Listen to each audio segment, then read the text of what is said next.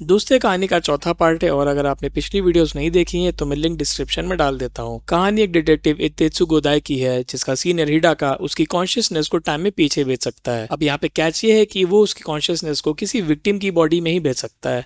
अब उसको पीछे क्यों भेजता है और वो पीछे आके क्या क्या करता है ये आपको सीरीज देख के ही समझ में आएगा। चलिए शुरू करते हैं। इतेत्सु ब्रेन वॉशिंग पपीटियर केस के बाद अलग अलग सीरियल किलर्स के अर्ली लाइफ स्टडी करना शुरू कर देता है, जस्ट इन केस ऐसा इंसिडेंट फिर से हो। इसी बीच हिडाका रूम से निकल जाता है कुछ इंपॉर्टेंट बिजनेस हैंडल करने के लिए। हिडाका पे शक करके और ये सोच के कि शायद वो अपने ट्रू इंटेंशंस मर्डर मिस्ट्रीज के बारे में कुछ छुपा रहा है। इतेत्सु अपना काम रोक देता है और उसका पीछा करता है। सिटी में हिडाका का पीछा करते हुए इतेत्सु देखता है कि वो बस एक बुक स्टोर, आर्केड और स्पा विजिट कर रहा है, जैसे कि वो बस चिल कर रहा हो। फिर हिडाका अपनी दुकान पे रुकता है और अपनी पॉकेट वॉच चेक करता है। उसी वक्त एक हुडेड फिगर बाहर आता है और इतेत्सु उसे तुरंत पहचान लेता है। ये वही आदमी है जिसने एक बार उस पे गन रखी थी। इतेत्सु तुरंत उसका पीछा करता है। हुडेड मैन सबवे स्टेशन की तरफ भागता है, लेकिन इतेत्सु उसे कैच कर लेता है और टैकल करके उसका हुड और कैप उतार देता है। वो डिमांड करता है कि क्या हिडाका ने उसे भेजा था, लेकिन ये आदमी जेन्युइनली कंफ्यूज लगता है। उसको नहीं पता कि हिडाका कौन है। शक में इतेत्सु उसके बैकपैक में हाथ डालता है और एक बॉम्ब डिस्कवर करता है। वो आदमी डेटोनेटर प्रेस करने की कोशिश करता है, लेकिन उससे पहले हिडाका झट से डेटोनेटर छीन लेता है। पुलिस आती है और बॉम्बर को कस्टडी में ले जाती है। इतेत्सु हिडाका से कन्फ्रंट करता है, पूछता है कि क्या ये बॉम्बर उसके लिए काम कर रहा था। हिडाका इस एक्यूजेशन से ऑफेंड हो जाता है। वो कहता है कि वो कभी भी क्रिमिनल के साथ लीग में नहीं होगा। इतेत्सु फिर पूछता है कि वो कौन सा इंपॉर्टेंट बिजनेस हैंडल कर रहा था, लेकिन हिडाका बस कहता है कि वो ऑलरेडी कंक्लूड कर चुका है। फिर जमीन पे इतेत्सु को एक सीरियल किलर कार्ड दिखता है, हिडाका का सिग्नेचर आइटम, जिसमें बॉम्बर के क्राइम्स की डिटेल्स हैं। डिस्क्रिप्शन कहता है कि इस आदमी ने सबवे में बॉम्ब से 89 लोगों को मारा था।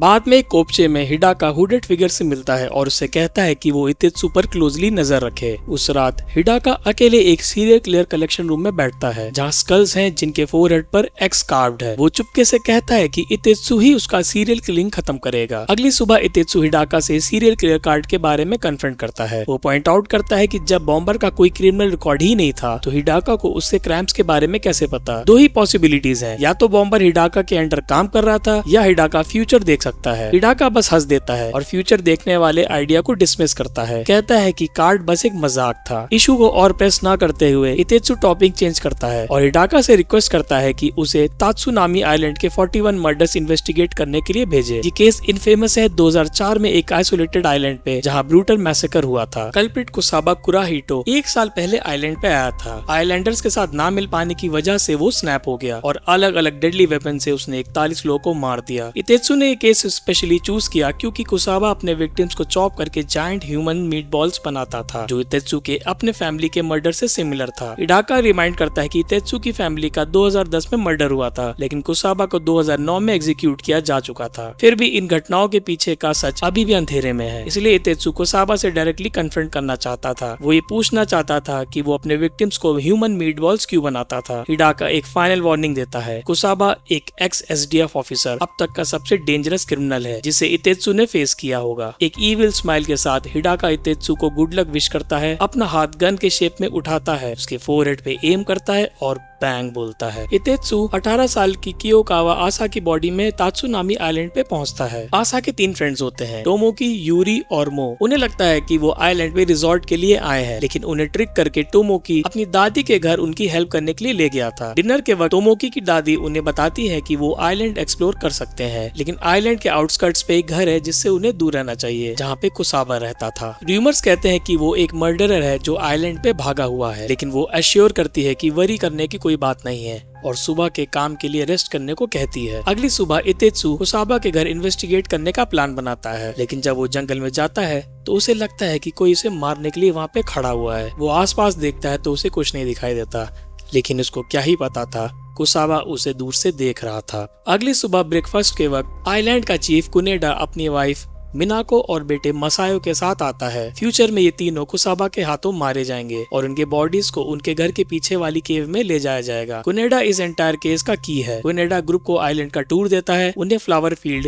हिल पे मॉडर्न हाउसेज और अपना घर दिखाता है। कुसाबा के मर्डर रूट के हिसाब से वो ओल्ड होम्स अवॉइड करता है और सीधा हिल के मॉडर्न हाउस पे जाता था। उसका ट्रू मोटिव कभी रिवील नहीं हुआ, लेकिन शायद उसका चीफ के फैमिली से कोई ग्रस्त था। आंसर्स चाहते हुए इतेत्सु सीधा कुनेडा से पूछता है कि क्या उसका कुसाबा के साथ कोई डिस्प्यूट था? कुनेडा के जवाब देने से पहले मिनाको पैनिक करती है। वो कहती है कि उसने कुसाबा को रात में केव्स के पास चीखते हुए देखा है, जिसके बाद वो डिस्ट्रेस में भाग जाती है। मसायो मूड लाइट करने के लिए आसा, यूरी और मो से इंट्रोड्यूस करता है और उन्हें बीच पे इनवाइट करता है। जब वो बीच पे एंजॉय कर रहे होते हैं, इतेत्सु चुपके से कुसाबा को उसके घर से निकलते हुए देखता है। वो उसका घर चेक करता है तो वहाँ पे मर्डरर, सिन और डेथ पेनल्टी जैसे ग्राफिटी थी। इतेत्सु वहाँ पे कुछ एविडेंस ढूंढने के लिए गया होता है। वो एक पिग का कॉर्प्स और डेडली वेपन्स का आर्सेनल देखता है, वही वेपन्स जो मैसेकर में यूज हुए थे। वो एविडेंस के लिए पिक्चर्स लेता है और पुलिस को टर्न इन करने की कोशिश करता है और वो ये होप करता है कि कुसाबा के पास इस समय गन्स का लाइसेंस ना हो, लेकिन कुसाबा उसे जंगल से वॉच कर रहा होता है। पुलिस स्टेशन पे ऑफिसर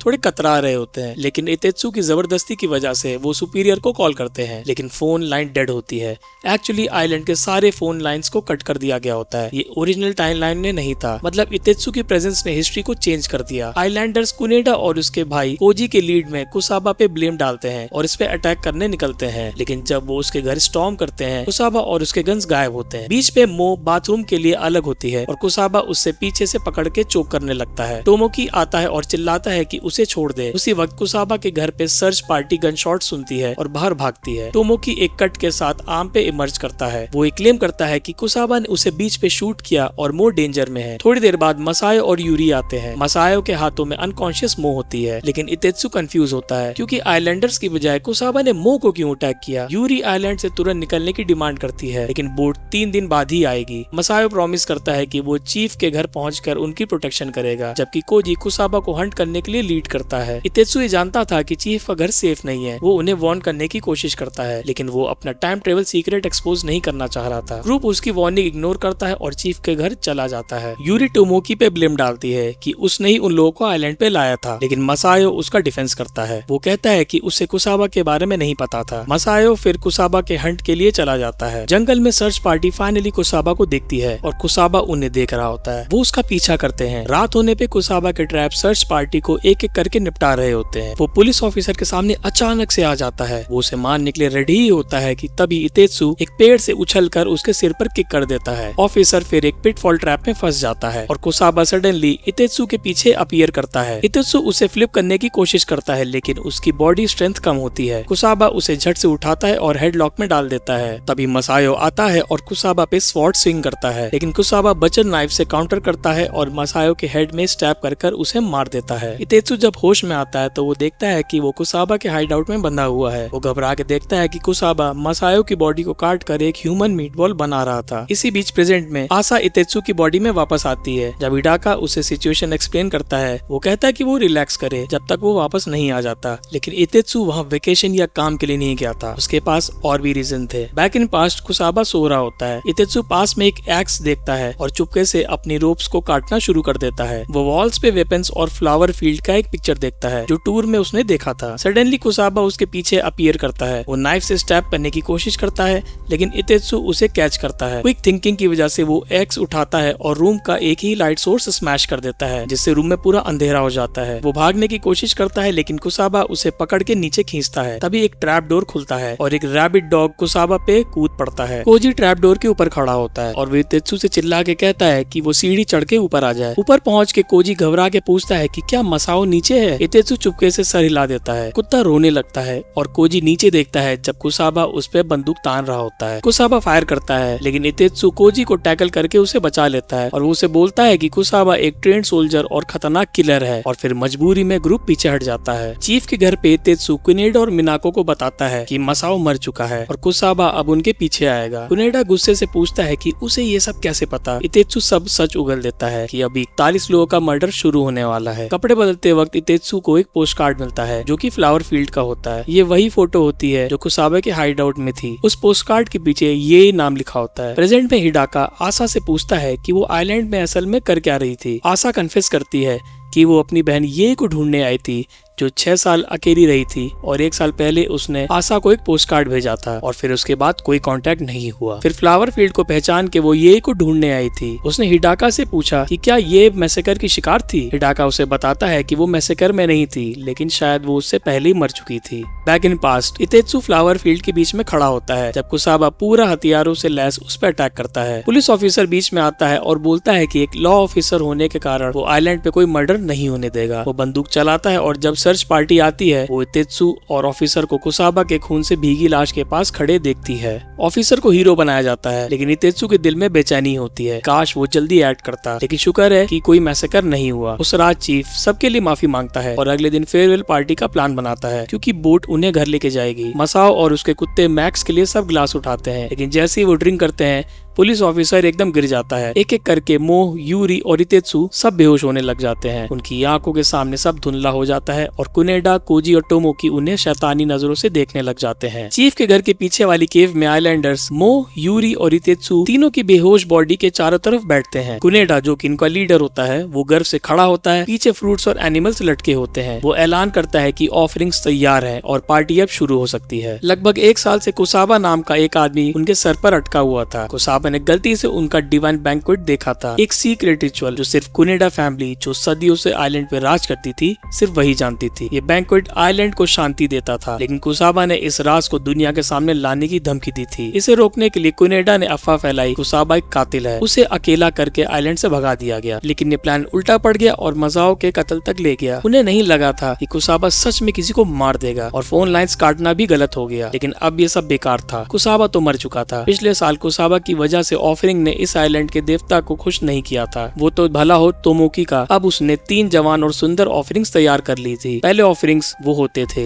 जो घर छोड़ देते थे या खुदकुशी के बारे में सोचते थे, लेकिन इस बार कुनेडा चाहता था कि इन तीनों के मौत का इल्जाम कुसाबा पे डाल दिया जाए। फिर जब वो इतेत्सु की बॉडी को काटने के लिए नाइफ उठाते हैं, इतेत्सु एक आइलैंडर के मुंह पे लात मारता है और खुलासा करता है कि वो, मो और यूरी बस बेहोश होने का नाटक कर रहे थे। जब इतेत्सु पहले कपड़े बदलने गया था तो उसने मो और यूरी को चेतावनी दे दी थी क्योंकि उसे पता था कि चीफ उनके ड्रिंक्स में कुछ मिला देगा। इतेत्सु को कुसाबा के एक्शंस अजीब लग रहे थे क्योंकि मसाओ को मारते वक्त उसने एक पल नहीं सोचा, लेकिन मो या इतेत्सु को मारने का परफेक्ट मौका उसने छोड़ दिया था। कुसाबा का एक ही मकसद था, कुनेडा फैमिली को खत्म करके बैंक्वेट रोकना। फ्लावर फील्ड में इतेत्सु को अपनी माँ के साथ एक पुरानी याद आती है जिसमें फ्लावर्स का मतलब था मैं अपनी जिंदगी समर्पित करता हूँ। जो भी ये फ्लावर्स क्राउन पहनता वो ऑफरिंग बन जाता, जैसे पिछले साल आशा की बहन ये बनी थी। टोमोकी कन्फेस करता है कि आशा को ट्रिप पे लाना कोई इत्तेफाक नहीं था और मो और यूरी को उसने इसलिए चुना क्योंकि वो आसानी से धोखा खा सकते थे। फिर वो पिस्टल निकाल के इतेत्सु पे तान देता है और बताता है कि उसका गन शॉट वुंड खुद का बनाया हुआ था। इतेत्सु कहता है कि बैंक्वेट बंद करो, लेकिन कोजी अपना शॉटगन निकाल के उसे धमकाता है। इतेत्सु शांत रहता है और बोलता है कि तुम मुझे नहीं मार सकते क्योंकि मैं एक ऑफरिंग हूँ और अगर पार्टी बंद नहीं हुई तो कुसाबा तुम्हें नहीं छोड़ेगा।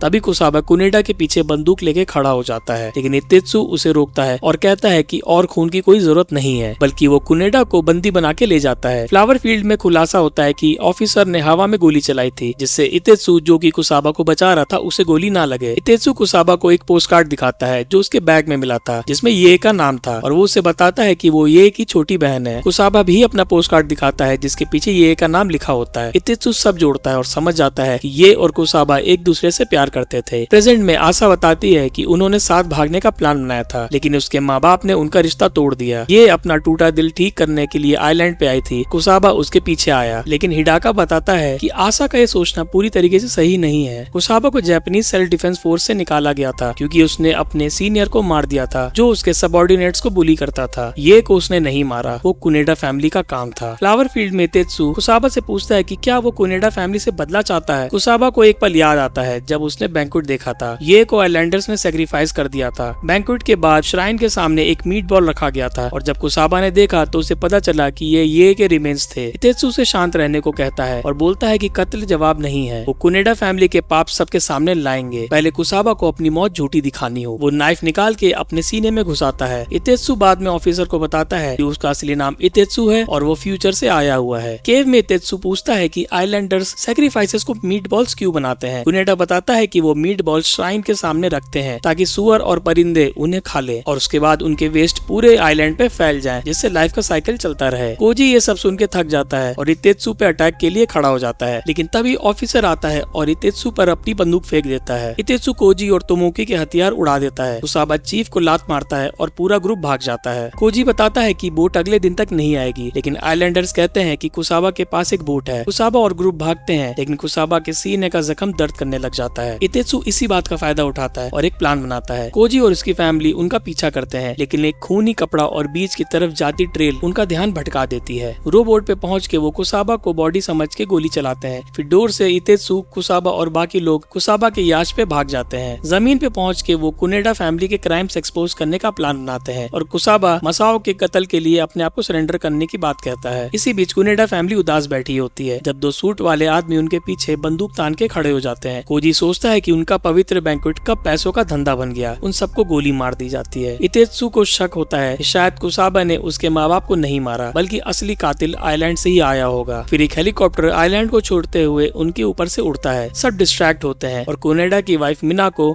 इतेत्सु पे छुरा लेकर अटैक करती है। कुसाबा उसे बचाने के लिए सामने आ जाता है और फिर मिनाको को पकड़ के वो समुद्र में फेंक देता है, जहाँ पे वो डूब जाती है और उसके बाद फिर वो गिर जाता है और इंजरी होने की वजह से वो वहीं पे मर जाता है। इन सब के बीच इतेत्सु बेहोश हो जाता है और उसकी आंख जब खुलती है तो वो कुसाबा की लाश को बोट पे देखती है और फिर वो समझ जाती है कि वो अपने असली शरीर में वापस आ गई है। वो अपना फ्लावर क्राउन कुसाबा के ऊपर रखती है और दुआ करती है कि वो स्वर्ग में ये के साथ खुश रहे। इतेत्सु अपनी असली बॉडी में वापस आता है, जहाँ हिडाका अंधेरे में उसका वेट कर रहा है। हिडाका सेलिब्रेट करने के लिए एक ड्रिंक बनाता है, लेकिन इतेत्सु खुद को कुसाबा की मौत का जिम्मेदार मानता है और सोचता है कि अगर वो थोड़ा और ध्यान देता तो शायद सब कुछ अलग होता। हिडाका उसे एक न्यूज़पेपर आर्टिकल दिखाता है जिसमें 35 लोग एक मास शूटिंग में मारे गए और टोमोकी को किलर बताया गया। आर्टिकल कहता है कि टोमोकी ने गैम्बलिंग डेब्ट्स के चक्कर में ज्यादा पैसे मांगे और जब नहीं मिले तो उसने मशीन गन से 35 लोग इंक्लूडिंग चीफ को मार दिया और उसके बाद खुद सुसाइड कर लिया। मिशन टेक्निकली सफल था, लेकिन इतेत्सु जानता था कि टोमोकी को फ्रेम किया गया है, लेकिन किसने, ये अभी भी राज था। कुनेडा फैमिली ने शायद ऑर्गन ट्रैफिकिंग से अपनी दौलत बनाई थी